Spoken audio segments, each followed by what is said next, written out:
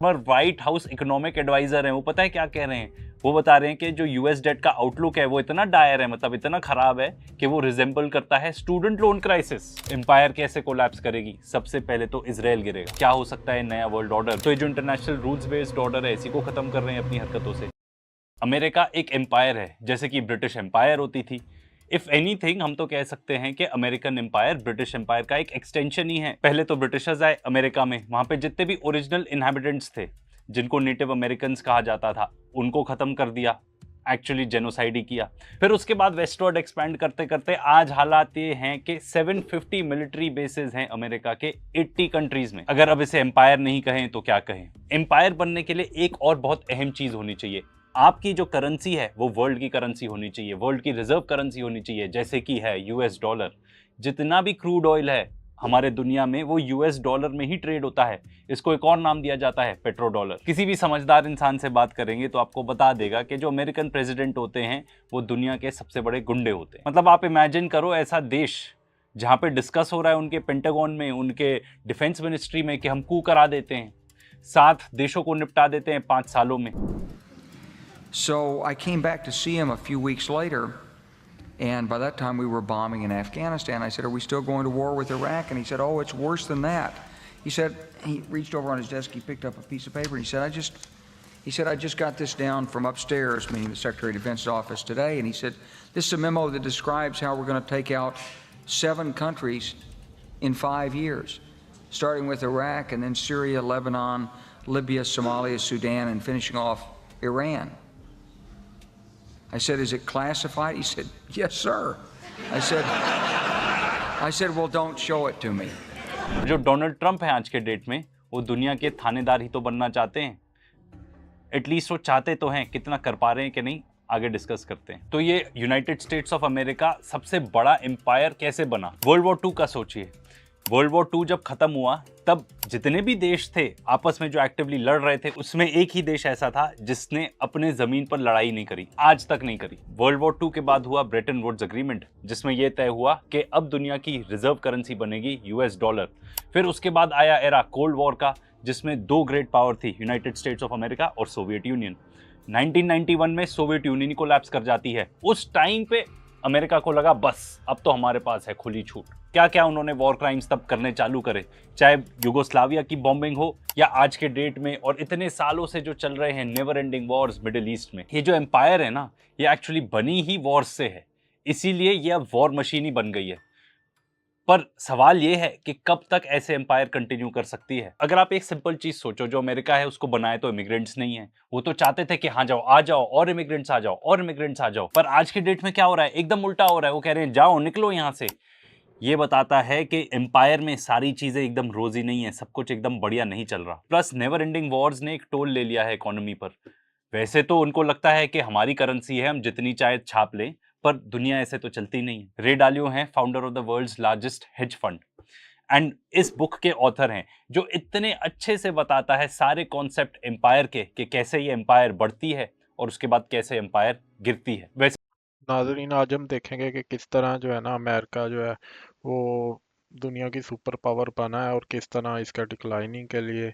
अभी ये वीडियो देखते फिर इसके बाद जो है ना इसके ऊपर रिएक्शन देंगे। तो मैंने बुक पढ़ी हुई है, आई वुड डेफिनेटली रिकमेंड कि आप भी पढ़ें। अगर नहीं पढ़ना चाहते तो इनके ये वीडियो जरूर चेकआउट कर लेना, लिंक डिस्क्रिप्शन में मिल जाएगी। उसी के बेसिस पे ये पर्टिकुलर वीडियो भी हमारा यूकुड से इंस्पायर्ड है। अगर आप अमेरिका की सोचो तो आप क्या सोचते हो? Highest ranking universities in the world, सबसे ज्यादा टेक डेवलपमेंट, यूएस मतलब एकदम tech giants, New York considered to be the financial capital of the world, ये पहले होता था लंदन। और ये 2 और चीजों से कोइंसाइड करता है। सबसे पहले तो वर्ल्ड्स बिगेस्ट मिलिट्री, क्योंकि अगर आपके पास मिलिट्री पावर नहीं है तो आप जाके एग्जर्ट नहीं कर सकते, बाकी देशों से वो चीजें नहीं करवा सकते जो आप चाहते हो कि वो करें बाय फोर्स। और एक और चीज जो हमने पहले बात की वो है यूएस डॉलर। अगर आपके पास यूएस डॉलर है जो पूरी दुनिया में चलता है, ऑयल ही इसी से ट्रेड होता है, तो आप दुनिया पे सैंक्शन लगा सकते हो।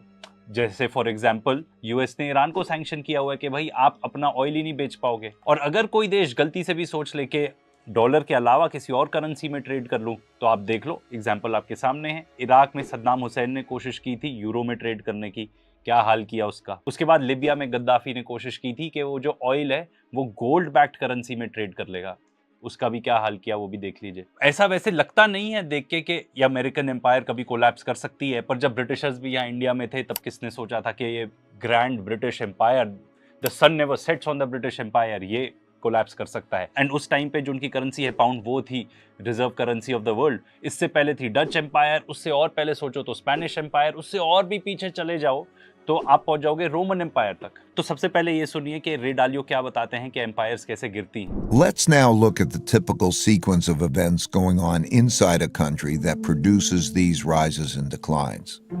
In a nutshell, the big cycle typically begins after a major conflict, often a war, establishes the new leading power and the new world order. Because no one wants to challenge this power, a period of peace and prosperity typically follows. As people get used to this peace and prosperity, they increasingly bet on it continuing. They borrow money to do that, which eventually leads to a financial bubble. The empire's share of trade grows, and when most transactions are conducted in its currency, it becomes a reserve currency, which leads to even more borrowing. At the same time, this increased prosperity distributes wealth unevenly, so the wealth gap typically grows between the rich haves and the poor have-nots. Eventually, the financial bubble bursts, which leads to the printing of money and increased internal conflict between the rich and the poor, which leads to some form of revolution to redistribute wealth. This can happen peacefully or as a civil war. While the empire struggles with this internal conflict, its power diminishes relative to external rival powers on the rise. When a new rising power gets strong enough to compete with the dominant power that is having domestic breakdowns, external conflicts, most typically wars, take place. Out of these internal and external wars come new winners and losers. Then the winners get together to create the new world order. And the cycle begins again. वो explain करते हैं कि जितनी भी empires हैं उनकी ये particular cycle होती है, ऐसे ऊपर जाती हैं और इस तरीके से नीचे आती हैं। उसमें क्या क्या चीज़ें होती हैं। सबसे पहला स्टेज है साइकिल का न्यू वर्ल्ड ऑर्डर, जो इस केस में यूनाइटेड स्टेट्स ऑफ अमेरिका बना आफ्टर वर्ल्ड वॉर 2। तो उसके बाद आती है पीस, प्रॉस्पेरिटी, प्रोडक्टिविटी। कोई ऐसा लगता ही नहीं कि कोई इस एम्पायर को चैलेंज कर सकता है, तो लोग लेवरेज करते हैं और बोरो करते हैं, लोन निकालते हैं और बेट करते हैं कि ये इकोनॉमी और प्रॉस्पर करेगी। जब इतना ज्यादा लोन हो जाता है सिस्टम में तो आता है फाइनेंशियल बबल और एक वेल्थ गैप। फॉर एग्जांपल जो मॉर्गेज क्राइसिस हुआ था वो यही तो हुआ था, एक फाइनेंशियल बबल ही था। एंड उससे निकलने के लिए फिर क्या करना पड़ा अमेरिका को, और पैसे प्रिंट करने पड़े, जिससे वेल्थ गैप और इंक्रीज हो गया। क्योंकि आप देखिए, जब सरकार प्रिंट करती है पैसे और वो देती है इंडस्ट्रीज को, बैंक्स को, कि वो जाके ये लोगों को लोन दे ताकि कुछ इंडस्ट्री चले, बिजनेस चले, वो लोग ऐसा करते नहीं है। अगर कंपनी प्रॉफिट कमाती है तो वो क्या करती है, उस पैसे का शेयर्स बायबैक कर लेती है या एज डिविडेंड दे देती है। तो अमीर अमीर होते जाते हैं और जो गरीब है उनके पास एक्चुअली वो सब पैसा पहुंचता नहीं है। अब ये सब मुझे आपको बताने की जरूरत नहीं, हमारे इंडिया में तो कितना ही हो रहा है। जब कोविड आया तो उससे ये प्रोसेस और एक्सेलरेट हो गया।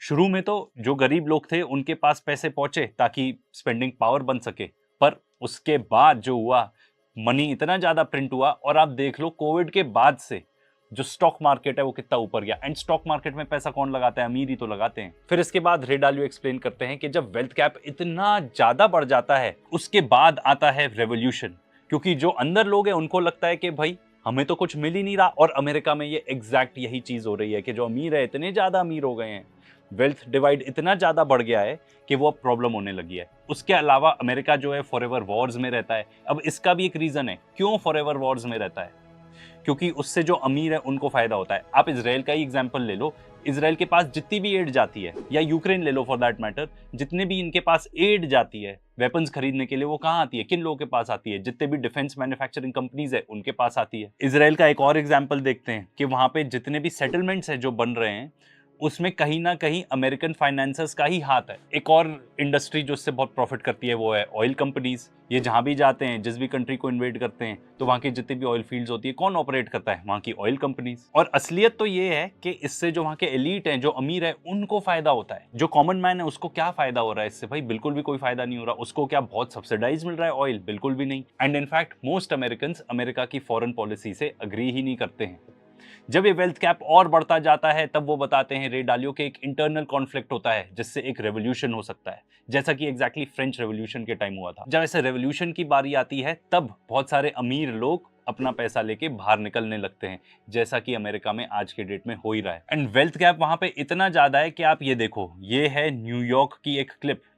जब वहां पे फाइनेंशियल क्राइसिस हुआ था, जो मॉर्गेज क्राइसिस था, उसके बाद जितने अमीर लोग थे जिन्होंने एक्चुअली डिफॉल्ट किया था, वहां के बैंक्स, उनको तो बेल आउट कर दिया सरकार ने। एंड देखिए यहाँ पे, ये आई बिलीव ये वॉल स्ट्रीट की ही क्लिप है। जो अमीर लोग हैं कैसे शैंपेन पी रहे हैं ऊपर, और जो बेचारे, जो लोग बहुत ज्यादा अफेक्ट हो गए हैं, जिनके लिए अब रहना ही मुश्किल हो गया है, अनअफोर्डेबल हो गया है, वो बेचारे नीचे प्रोटेस्ट कर रहे हैं। और जितने भी अमीर लोग हैं अपने बालकनी से देख रहे हैं, शैंपेन पीते पीते उन्हीं का मजाक उड़ा रहे हैं। जो मेन पॉइंट है यहाँ पे वो है वेल्थ कैप का, कि वेल्थ कैप इतना ज्यादा होगा कि रेवोल्यूशन होगा। अब आइए कुछ पर्टिकुलर फैक्ट्स एंड फिगर्स देखते हैं। ये देखिए, जो वहां पे अल्ट्रा वेल्दी हैं अमेरिका में, वो ओन करते हैं half of the stock market. ये जो पर्टिकुलर ग्राफ है ये हमें बताता है कि जो वहां के सबसे अमीर है 1%, वो more than half of stock own करते हैं। एंड जितना भी डेट है वहां पे पूरा सिस्टम में, उसका लेस देन 5% ये अमीर ओन करते हैं। ये पर्टिकुलर स्थिति है। कैपिटलिज्म इतना ज्यादा हावी हो गया है अमेरिका में कि जो वहां के 0.01% है वो अपना फेयर शेयर ऑफ टैक्स देते ही नहीं है। इनफैक्ट ऐसी काफी चीज तो आपको इंडिया में भी देखने को मिल रही है, जहां पे हमारे यहाँ पे जो इंडिविजुअल एक टैक्स पे करता है, that is much more than corporate taxation. तो यहाँ पे पॉइंट ये है कि जो अल्ट्रा वेल्दी लोग हैं वो सबसे कम टैक्स पे कर रहे हैं। एंड ये काफ़ी हाईलाइट हुआ था मामला अभी, जब जेफ बेजोस जो फाउंडर है अमेजोन के, उन्होंने इटली में कहीं जाके शादी की थी, तो ये पॉइंट बहुत आया था कि ये आदमी एक्चुअली टैक्स ही कितने पे करता है। एंड जितने ज़्यादा कमाओगे उतना टैक्स पे करना चाहिए, पर वहाँ पे ऐसा नहीं है। लूप होल्स बना रखे हैं जिसके थ्रू वेल्दी लोग और वेल्दी होते जाते हैं। एंड ये एक बहुत ही बड़ा कंसर्न है अमेरिका में। एंड इसीलिए ये जो पर्टिकुलर बिग बिल आया था, ये जो ग्रेट बिल बता रहा है ट्रंप, जो अभी पास हुआ है रिसेंटली, उसमें क्या है? उसमें ये है कि भाई जो मेडिकेयर है वो कट होगा, जो टैक्स है मिडिल क्लास को वो बढ़ेगा, डिफेंस स्पेंडिंग ज़्यादा होगी, जबकि वो तो कह रहा था कि हम वॉर्स कम करेंगे। टैक्स जो रिच हैं उनको और भी कम टैक्स किया जाएगा। एंड ये पूरी कथा आगे बढ़ते जा रही है, इससे एक्चुअली वेल्थ और ज़्यादा कॉन्सेंट्रेट होती जा रही है। In fact you will be surprised, लोग बताते हैं कुछ पर एक्चुअली है उसका पूरा उल्टा। आप यूएस और चाइना को ही कंपेयर कर लो। चाइना के बारे में क्या बताते हैं? वहाँ पे तो बहुत ही अमीर हैं और फिर बहुत ही गरीब लोग हैं, जिन लोग को पता नहीं रहता, वो बताते ही नहीं कि वहाँ पे एक्चुअली मिडिल क्लास भी है। अगर आप ये पर्टिकुलर फिगर देखोगे तो यू विल फाइंड कि 65% जो पॉपुलेशन है चाइना की, ये 2019 का फिगर है, वो काफ़ी वेल्थ होल्ड करती है।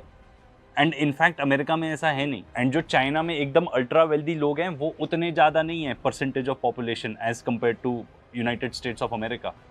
साथ ही साथ अमेरिका में एक बहुत ही बड़ी प्रॉब्लम है। आप कोई भी अमेरिकन मीडिया का चैनल देख लो या कोई भी थोड़े भी जानकार लोग हो, आपको बताएंगे वहाँ पे सबसे बड़ी प्रॉब्लम है डेट क्राइसिस। ये रे डालियो बताते हैं बहुत ही बड़ा कंसर्न हो जाता है, बिकॉज अमेरिका को लगता है हमारी करेंसी चलती है पूरी दुनिया में तो हम जितना चाहे छाप लें, इसलिए तो उनको कोई चिंता नहीं होती। हाँ, इतनी मिसाइल भेजनी है भेज दो, ये कर दो वो कर दो। क्यों? क्योंकि उनको लगता है अपनी करेंसी है, छापना है छाप लो, कोई बात नहीं।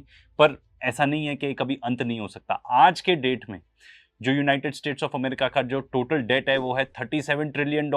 एडिटर, कितने जीरो होते हैं ट्रिलियन में? जरा दिखा दो सबको। ये एक और फन फैक्ट, वहां पे जो सिर्फ ब्याज देते हैं, सिर्फ ब्याज, वो है $1 ट्रिलियन। और आपको पता है इंडिया का टोटल बजट ही कितना था अभी, लेटेस्ट बजट $600 बिलियन। तो हमारे से कई ज्यादा तो वो ब्याज ही पे करते हैं। तो सवाल इसमें यह है कि भाई इतना पैसा आता कहां से इनके पास? ये प्रिंट करते हैं तो क्या होता है?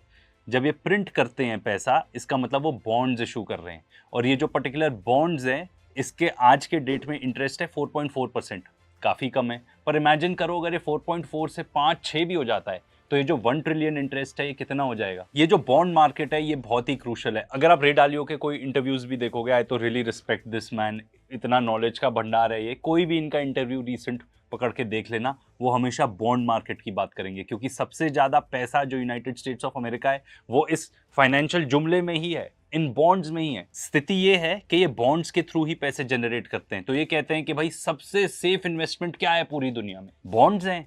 अमेरिकन गवर्नमेंट है, ये तो कभी डिफॉल्ट करेगी ही नहीं, इसलिए इनकी रेटिंग हाईएस्ट होती है, AAA। इंडिया की नहीं होती, जाके चेक कर लेना कितनी है। पर इमेजिन करो ऐसी स्थिति कि जो इनके कस्टमर्स हैं, जो बेसिकली बाकी कंट्रीज हैं, गवर्नमेंट्स ऑफ अदर कंट्रीज, वो कहते हैं हमें नहीं खरीदने हैं बॉन्ड्स, या फॉर सम रीजन डिमांड लो हो जाती है।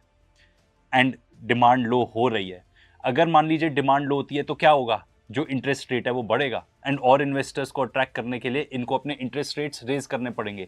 इसीलिए वहां पे बहुत ही जिटरी सा माहौल रहता है, बहुत ही लोग नर्वस रहते हैं इस चीज के बारे में कि जब भी बॉन्ड ऑक्शन होता है तो लेट अस होप कि सबके सब खरीद लें। इसमें एक और इनका बहुत वीक स्पॉट है, जो हमने पहले भी वीडियो में आपको बताया है, कि चाइना जो है वो इनका बॉन्ड मार्केट क्रैश कर सकता है। ये पर्टिकुलर आर्टिकल ही देख लीजिए, ये बताता है कि थ्योरेटिकली अगर चाइना चाहे तो उसके पास जितने भी यूएस बॉन्ड्स हैं वो डंप कर सकता है मार्केट में। डंप करने का मतलब एकदम जाके सेल ऑफ मार देगा वहां पे कि मुझे तो चाहिए ही नहीं बॉन्ड्स, जाके बेच दिए सारे। तो अगर जैसे स्टॉक मार्केट होता है उसमें अगर आप एकदम से जाके बेच दो तो क्या होता है, प्राइस नीचे आ जाती है। पर बॉन्ड्स के केस में क्या होता है, आपको और इन्वेस्टर्स लेके आने हैं तो आप कहोगे यार मैं 4 नहीं मैं 5% देने को तैयार हूं, पर ये मेरे बॉन्ड्स ले लो।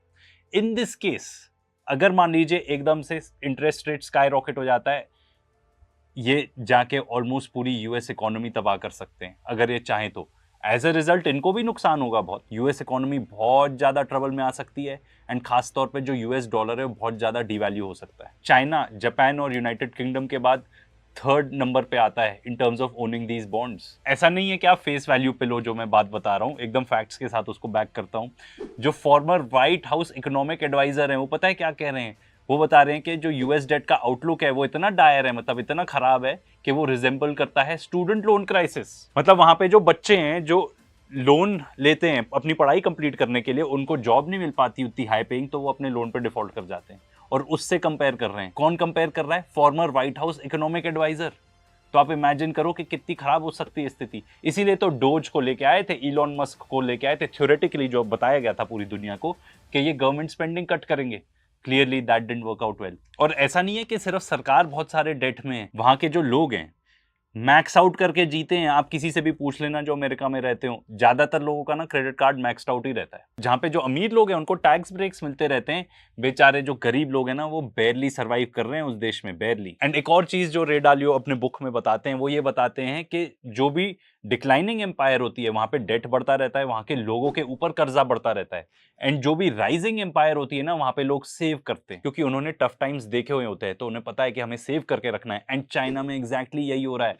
चाइना के जो लोग हैं वो इतनी ज्यादा सेविंग कर रहे हैं। एक और आपको एग्जांपल बताते हैं कि अमेरिका में हालत कितनी ज्यादा खराब है एंड जो कैपिटलिज्म है वो पूरी तरह से टेक ओवर कर चुका है। वहां पे इतना बड़ा हाउसिंग क्राइसिस है कि जितने भी वहां पे बड़े बड़े फंड्स हैं जो बेसिकली अल्ट्रा रिच लोग कंट्रोल करते हैं, उनके पास इतना ज्यादा पैसा है कि उन्होंने जाके रियल एस्टेट मार्केट में इतने सारे घर खरीद लिए हैं कि वहां पे एक नॉर्मल इंसान के लिए तो घर खरीदना बहुत ही ज्यादा मुश्किल है। एंड वो अपनी पूरी वैल्यू निकालते हैं, एक्सप्लॉइट करते हैं लोगों को रेंट में।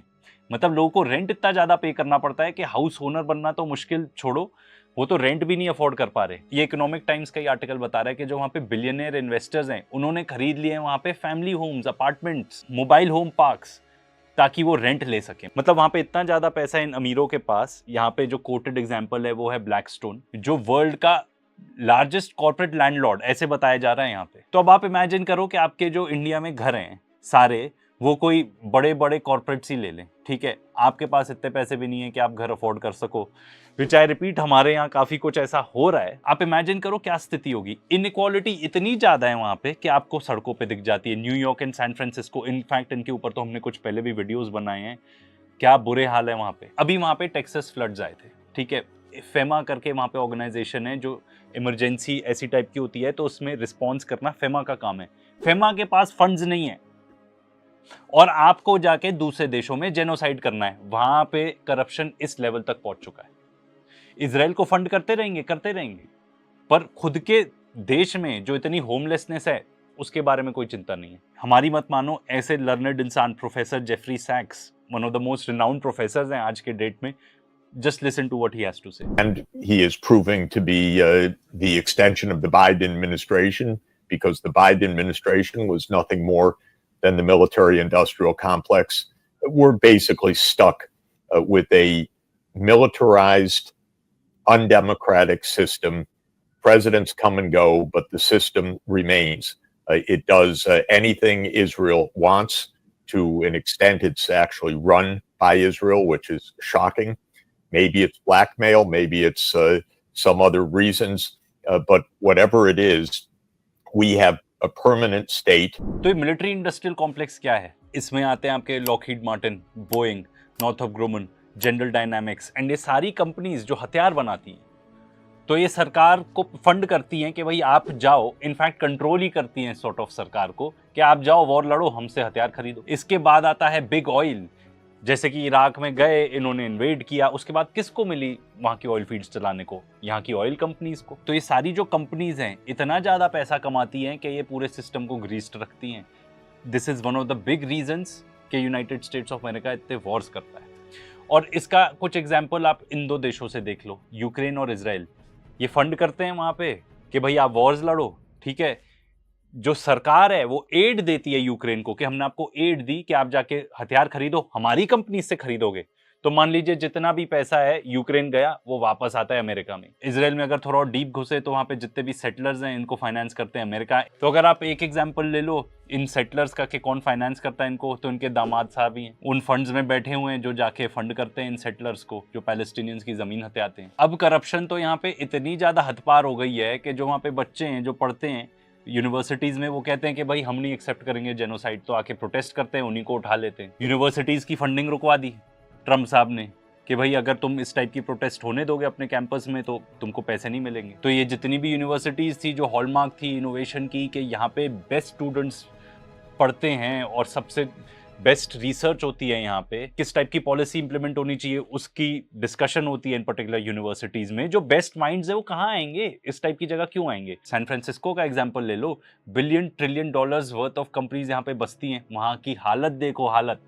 मैं किसी को जानता हूँ पर्सनली जो वहाँ पे गया, उसके बाद तौबा तौबा करके वो वापस आए कि भाई वहाँ पे तो जाना ही नहीं, कुछ भी हो सकता है, कभी भी अटैक हो सकता है, गन क्राइम हो सकता है।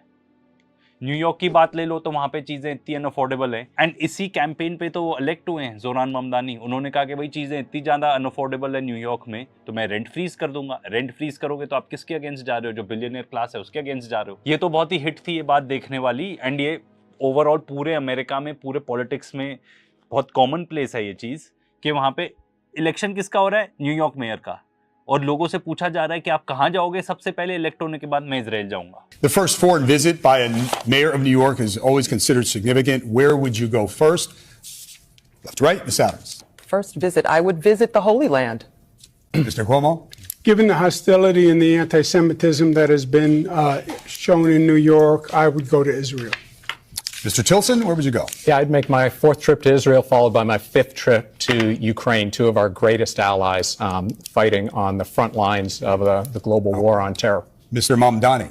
I would stay in New York City. My plans are to address New Yorkers across the 5 boroughs and focus on that. Mr. Mamdani, can I just jump in? Would you visit Israel as mayor? I will be doing, as the mayor, I'll be standing up for Jewish New Yorkers and I'll be meeting them wherever they are across the 5 boroughs, whether that's in their synagogues and temples or at their homes or at the subway platform, because ultimately we need to focus on delivering on their concerns. And just yes or no, do you believe in a Jewish state of Israel? I believe Israel has the right to exist. Not as a Jewish state? Notice. As a state with equal rights. He won't, he Not won't as a say it Jewish has a state. right to exist as a Jewish state. Be very And clear his on answer was no, he won't visit Israel. I said that very That's what he was clearly. trying to say. No, unlike No, you, I you answer, never- unlike you you, I never answer said questions no. very Okay. directly. कोई भी वहाँ पे जो actual लोग हैं उनके benefit की तो बात कोई करता नहीं है।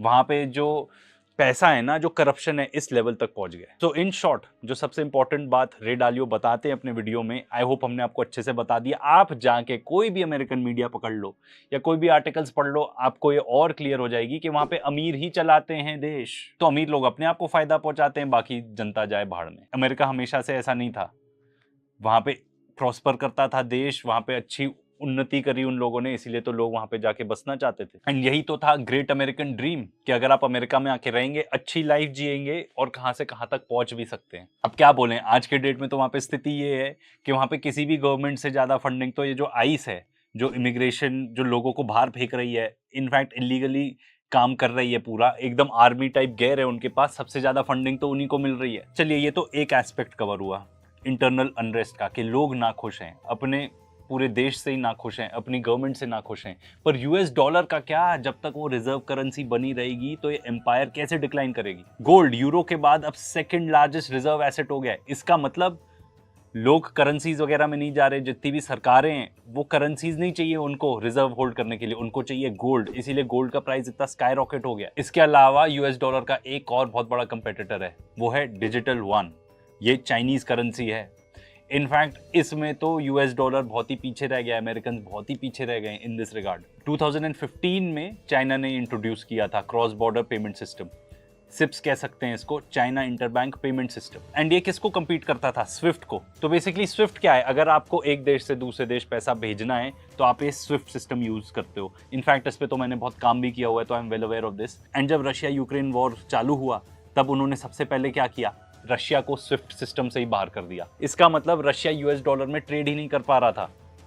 आप इमेजिन करो, अगर एक देश की एबिलिटी काट दे, यूएस डॉलर में आप ट्रेड ही नहीं कर सकते हो, कितना नुकसान है। एंड स्पेशली रशिया जैसे देश को, जिसका मेन इनकम किससे आता है, ऑयल से आता है। एंड ऐसे ही तो अमेरिका ने ईरान की इतनी हालत खराब की हुई है सैंक्शंस लगा के। पर आप चाइना देखो कितने आगे की सोच रहा है। जब से उन्होंने अपनी डिजिटल करेंसी लॉन्च की है तो आप देखो कितना फर्क है दोनों में। स्विफ्ट में लग जाते हैं 3 से 5 दिन क्लियर होने को और ट्रांजैक्शन कॉस्ट भी बहुत ज्यादा होते हैं। पर ये जो डिजिटल आरएमबी है ये ब्लॉकचेन से चलता है, 7 सेकंड में हो जाती है ट्रांजैक्शन, और जो फी है वो 98% कम है। अभी रिसेंटली रियल टाइम सेटलमेंट भी हुआ था between Hong Kong and Abu Dhabi. तो क्या हो रहा है इससे जो डोमिनेंस है यूएस डॉलर का वो घटते जा रहा है। एंड जो डिजिटल आरएमबी है उससे एक बहुत ही बढ़िया सस्ता ऑल्टरनेटिव मिल रहा है पूरी दुनिया को। एंड लोग तो जान ही गए हैं, रशिया जान गया है, ब्रिक्स कंट्रीज जान गई हैं, सब देश जान गए हैं कि ये अमेरिका का तो यही चलेगा, नेवर एंडिंग वॉर्स, कब किस पे बम फोड़ दे पता नहीं। और साथ ही साथ वेनेजुएला जैसे कंट्रीज को देख लो, और कितनी सारी कंट्रीज हैं जिनको उन्होंने सैंक्शन कर करके मार दिया। Syria is also an example. तो देश समझ गए हैं कि भाई हम डॉलर पे डिपेंडेंट हो नहीं सकते, तो अगर कोई ऑल्टरनेटिव मिलेगी तो लोग उसकी तरफ जाएंगे। एंड एग्जैक्टली यही हो रहा है। 6 एशियन कंट्रीज हैं इंक्लूडिंग मलेशिया एंड सिंगापुर जिन्होंने इनकॉर्पोरेट कर ली है आरएमबी एंड इसको रेगुलरली यूज कर रहे हैं। थाईलैंड ने भी अपना डिजिटल करेंसी यूज करके अपना पहला ऑयल ट्रेड भी सेटल कर लिया है। तो दुनिया पहुंच गई है उधर जहां डिजिटल करेंसी और भी ज्यादा यूज होने लगेगी। एंड इंडिया का भी तो सीबीडीसी है ही है ना, डिजिटल रुपी। देखो चाइना है वर्ल्ड्स फैक्ट्री, सबसे सस्ता माल वही बनाते हैं। अगर आपको अपने देश में इन्फ्लेशन लो रखनी है तो चाइना से माल तो खरीदना ही पड़ेगा। इंडिया कितना डिपेंडेंट है चाइना पे, हमने उसके बारे में तो एक पूरा वीडियो बनाया है, जरूर चेकआउट करना। बेल्ट एंड रोड इनिशिएटिव के थ्रू इन्होंने कनेक्टिविटी बहुत ही अच्छी बना ली है, जिसके थ्रू बहुत ही चीपली, बनाते तो हैं ही हैं, बहुत ही चीप तरीके से at a very low cost transport भी कर पाएंगे अपने goods all over the world. उसके अलावा चाइना ने बहुत सारे देशों को अपने डिजिटल पेमेंट सिस्टम से भी जोड़ लिया है, वो भी एक्चुअली फास्ट है और ट्रांजैक्शन कॉस्ट भी इतने लो है। इनफैक्ट ये बताया जा रहा है कि चाइना ने इतना अच्छा इंफ्रास्ट्रक्चर बना लिया है कि उससे एक्चुअली एफिशिएंसी इंक्रीज हो गई है बाय 400%। तो ये जो तालमेल है of actual physical infrastructure and digital payments, ये चाइना को बना सकता है the next super power, the great super power. ये आर्टिकल्स के लिंक आपको मिल जाएंगे गूगल डॉक में जो हम हमेशा देते हैं। आप ये देखना, जो वहाँ पे यूरोपियन कार मैन्युफैक्चरर्स हैं वो भी कितने सारे अपने जो ट्रांजैक्शंस हैं मिडिल ईस्ट के साथ वो डिजिटल आरएमबी में ही कर रहे हैं। जो टोटल वॉल्यूम है जो डिजिटल आरएमबी में करी जा रही हैं ट्रांजैक्शंस, ये ऑलरेडी 1.2 ट्रिलियन क्रॉस कर चुकी है। और जहाँ तक यूएस एंड यूरोप का सवाल है, ये तो बहुत ही पीछे हैं भाई, इन सब चीज़ों में बहुत ही ज़्यादा पीछे हैं। वो इतना सोच ही नहीं पा रहे उतने आगे जितना चाइना सोच चुका है। और एक और चीज़, जहाँ पे सैंक्शंस की बात है तो अमेरिका को लगता है हम सैंक्शन कर देंगे देश कोलैप्स हो जाएगा, पर ऐसा है ही नहीं। रशिया का एग्जाम्पल ले लो, रशिया में ट्रेड फेयर होता है, यूएस एंड यूरोपियन कंट्रीज को छोड़ के पूरी दुनिया वहां पहुंची होती है। एंड रशिया की economy is actually doing very well. लोग तो सोच रहे थे रशिया कोलैप्स कर जाएगा। वो देश जिनकी हालत खराब है ना, वो यूरोपियन देश हैं एक्चुअली। चलिए, ये तो हमने बेसिक्स कवर कर लिए, पर क्या ट्रिगर पॉइंट रहेगा जिससे एम्पायर कोलैप्स करेगी या एक्सेलरेट हो जाएगा? क्रैक्स तो इतने सारे हैं ही हैं। ये जो नेवर एंडिंग वॉर्स है ना, ये वॉर मशीन के, यही इसको ले डूबेंगे। क्योंकि वॉर्स लड़ने के लिए आपको इतने ज़्यादा पैसे चाहिए होते हैं, तो ये और प्रिंट करेंगे करेंसी। क्या सहन कर पाएंगे वो लोग?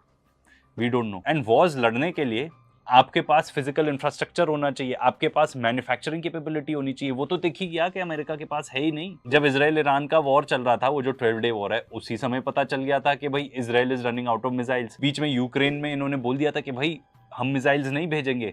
फिर जो भी प्रेशर आया होगा मिलिट्री इंडस्ट्रियल कॉम्प्लेक्स का, ट्रम्प साहब ने कहा ठीक है भाई हम भेज देते हैं। आप ये भी गूगल करके देख लेना, you will be surprise to see कि जो एक मिसाइल यूएस की है, compare to the cost of Iranian missile, कितना जमीन आसमान का फर्क है दोनों में। इनफैक्ट आपको और भी बहुत जगह क्रैक्स दिखते हैं इस वॉर मशीन के अंदर क्रैक्स। आप यही देख लो, फॉर एग्जाम्पल जब येमेन के ऊपर अटैक कर रहे थे ये, तब इनका इतना ज़्यादा नुकसान हो गया, पैसों का नुकसान, कि अमेरिका को लगा कि भाई अब नहीं कर पाएंगे हम। और आज के डेट में भी जब वहाँ से येमेनीज, हूतीज, अंसार अल्लाह जब अटैक कर रहा है शिप्स को, अमेरिका एकदम शांत है, क्योंकि वो उस मामले में चुप्पी मान चुका है कि भाई हम इन लोग को चुप नहीं करा सकते, हमारे पैसे ही खर्च होते जा रहे हैं। और इस टॉपिक पे तो हमने पूरा वीडियो बनाया है, जरूर चेकआउट करना। एंड ये तो हमारा मानना ही है, एंड हमने काफी प्रूफ के साथ आपको बताया, एंड बहुत सारे एक्सपर्ट्स का ये कहना है कि द रीजन सीज फायर हुआ between Israel Iran, number 1 Israel की हालत बहुत पतली थी, नंबर 2 अमेरिका के पास मिसाइल्स ही खत्म हो रही थी, तो उन्होंने कहा कि भाई अभी तो सीज फायर करो, आगे देखेंगे क्या करना है, पर अभी तो सीज फायर करना जरूरी है। आप ये देखो अमेरिका में चीजें कितनी एक्सट्रावेगेंट है, कितनी सर पार, मतलब क्या बोलो आप। ये जो इनका B2 बॉम्बर है, इसकी कॉस्ट पता है क्या है? 2.1 billion, $2.1 billion.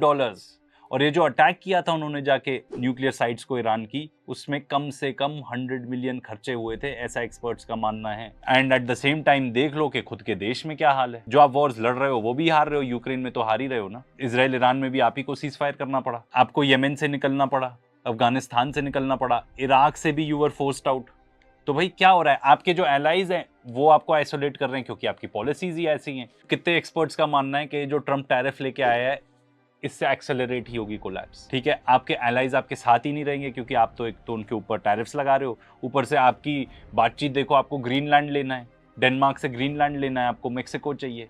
On the other hand China is the rising empire, वो सबको साथ लेके चलने के उसमें, वो तो इन्वेस्ट कर रहा है दूसरे देशों में जाके। एंड चाइना इतनी सुपीरियर पोजीशन पे है, इंडिया के अगेंस्ट तो है ही, हमने बताया। उन्होंने रेयर अर्थ मिनरल्स जो थे वो यूएसए को देने बंद कर दिए, उससे यूएस अपने वेपन्स ही नहीं मैन्युफैक्चर कर सकता, जो F-35 है वो नहीं मैन्युफैक्चर कर सकता। दुनिया भर में सबसे सस्ता माल चाइना बनाता है। दुनिया भर में सिर्फ सरकार ही डिपेंडेंट नहीं है चाइना पे, अपना इन्फ्लेशन जो है, महंगाई को कम करने के लिए कॉर्पोरेट्स भी डिपेंडेंट है, क्योंकि चाइना से सबसे सस्ता बन के आता है। तो ये ट्रिगर पॉइंट क्या है? ट्रिगर पॉइंट हमेशा होता है एक वॉर, चाहे वो इंटरनल हो चाहे एक्सटर्नल हो। ब्रिटिश एम्पायर की बात करो, कैसे गिरी थी? वर्ल्ड वॉर 2 था कारण, उसके बाद ही तो ब्रिटिश यहाँ से चले गए, एंड उनको अफोर्डेबल ही नहीं लग रहा था यहाँ पे रहना, एकदम बुरी हालत में थे वो वर्ल्ड वॉर 2 के बाद। यहाँ पे क्या हो सकता है? देखिए, एक तो इंटरनल कॉन्फ्लिक्ट हो ही सकता है। अगर आप कोई भी यूएस मीडिया की एक्चुअल न्यूज़ पढ़ो, नॉट वहाँ की गोदी मीडिया नहीं, कितने रोज के रोज प्रोटेस्ट होते हैं, रोज के रोज। अगर यूएसए जाके अटैक कर देता है ईरान को, रशिया चाइना जैसे कि वो बता रहे हैं, रिपोर्ट किया जा रहा है, फुल फ्लेजेड ईरान को सपोर्ट करते हैं, एंड ईरान भी अपना लेसन सीख ले, अपने एयर डिफेंस वगैरह एकदम दुरुस्त कर दे, तो ये वॉर इतना महंगा हो जाएगा अमेरिका के लिए, इतना महंगा हो जाएगा कि उसकी एम्पायर कोलैप्स कर सकती है। एम्पायर कैसे कोलैप्स करेगी? सबसे पहले तो इजराइल गिरेगा, क्योंकि इजराइल पार्ट है यूएस एम्पायर का। अगर यूएसए अपना हाथ जो रखा हुआ है ना इजराइल के ऊपर, अपना हटा दे, तो इजराइल खत्म है। एंड ईरान ने दिखाई दिया है कि वो इजराइल को तोड़ सकता है, बिल्कुल तोड़ सकता है। तो अगर इजराइल गिरता है, और वैसे यूएस एंड यूरोप के बीच में भी आपस में बहुत टेंशन है ही है, तो ये जितना भी मेंटेन करके रखती है एम्पायर अपना कंट्रोल ओवर वेस्टर्न एशिया या मिडिल ईस्ट, तो वो नहीं कर पाएंगे। That would mean the fall of the empire. तो उसके बाद अमेरिका को लगेगा कि भाई हम मेंटेन ही नहीं कर सकते हैं उनके। आप डिफेंस एक्सपेंडिचर जाके देख लेना, पूरे नेटो में जितना यूएस खर्चता है ना पूरे नेटो को मेंटेन करने के लिए, आप उसके बाद की पूरी कंट्रीज जोड़ लो, उतना वो नहीं करते। तो अगर ये वॉर ऑफ एट्रिशन हो जाता है, इसका मतलब यूएस सर्वाइव नहीं कर पाएगा। इजराइल गिरता है, इसका मतलब एक नया वर्ल्ड ऑर्डर बनेगा। क्या हो सकता है नया वर्ल्ड ऑर्डर? ब्रिक्स हो सकता है, रशिया चाइना हो सकता है। इस सब में इंडिया कहाँ फिट इन करता है? भाई हमको तो ब्रिक्स की तरफ ज़्यादा देखना पड़ेगा, अमेरिका से डिप्लोमेसी मेंटेन करते हुए। अमेरिका किसी का सगा नहीं है, और ऊपर से एक डिक्लाइनिंग पावर है। अमेरिका ने अपना दबदबा बनाए रखने के लिए क्या किया था? एक इंटरनेशनल रूल्स बेस्ड ऑर्डर बनाया था, जिसके अंडर आते थे आपके यूनाइटेड नेशंस, जिसमें अमेरिका को है वीटो पावर। कुछ भी कर ले इजराइल, सीज फायर तक के लिए वोट नहीं करते ये, सीज फायर तक के लिए। इन्होंने उसी के अंदर बनाया आईसीसी, इसके अलावा इन्होंने बनाया इंटरनेशनल मॉनेटरी फंड, जिससे जाके एक्चुअली बाकी देशों को लोन देते हैं और उनको ट्रैप कर लेते हैं। तो ये जो इंटरनेशनल रूल्स बेस्ड ऑर्डर है, इसी को खत्म कर रहे हैं अपनी हरकतों से। देखिए आगे क्या होगा ये तो कोई भी नहीं बता सकता, पर ये बात तो बहुत ही क्लियर है कि हम ऐसे दौर में जी रहे हैं, हम एक बहुत ही बड़ा पावर शिफ्ट होते हुए देख रहे हैं पूरी दुनिया में। एंड ये पावर शिफ्ट तो होके ही रहेगा, it is a law of physics. सवाल तो ये है कि जब भी ये वॉर होगी जिसमें ये पावर नाजरीन आपने देखा है किस तरह अमेरिकन डिक्लाइनिंग सुपर पावर है। इसमें डेट सीलिंग का इतना नहीं बताया गया कि अमेरिका की डेट सीलिंग जो है वो तकरीबन $34 ट्रिलियन से एक्सीड कर रही है। 40+ ट्रिलियन डॉलर एक्सीड हो चुकी है डेट सीलिंग दिस ईयर। तो वो कितनी डेंजरस है उसके कोलैप्स के लिए, क्योंकि हर दफ़ा उनको कांग्रेस के पास जाना पड़ता है कि डेथ डेथ सीलिंग की जो है ना लिमिट को एक्सीड किया जाए। तो उसकी वजह से जो है ना वो और करेंसी प्रिंट करते हैं और डॉलर छापते हैं। इस वजह से वो बहुत बुनियादी और बहुत मेन वजह है कि उसके कोलैप्स की होनी है। इसलिए जो है ना अब दुनिया में एक राइजिंग सुपर पावर होती है, एक डिक्लाइनिंग सुपर पावर होती है। राइजिंग सुपर पावर अब चाइना बन रहा है जो इकोनॉमिक सुपर पावर बन चुका है, लेकिन मिलिट्री सुपर पावर भी उसने अपने आप को प्रूव कर दिया, लेकिन उस तरह नहीं अभी जिस तरह अमेरिका की जो है ना एयर बेसिस नेवल बेसिस हैं, इस तरह अमेरिका चाइना अभी तक नहीं, पूरी दुनिया में उसकी ब्लू नेवी जो है उस तरह जो है वो कर रही है ऑपरेशंस। लेकिन फिर भी उसने मसल्स अपना दिखाया कि वो अभी जो है ना मिलिट्री पावर में उसने जो है ना सुपरसीड किया है अमेरिका को। अगर आपको रिएक्शन पसंद आया तो आप इस वीडियो को चैनल को और लाइक शेयर और सब्सक्राइब कीजिएगा।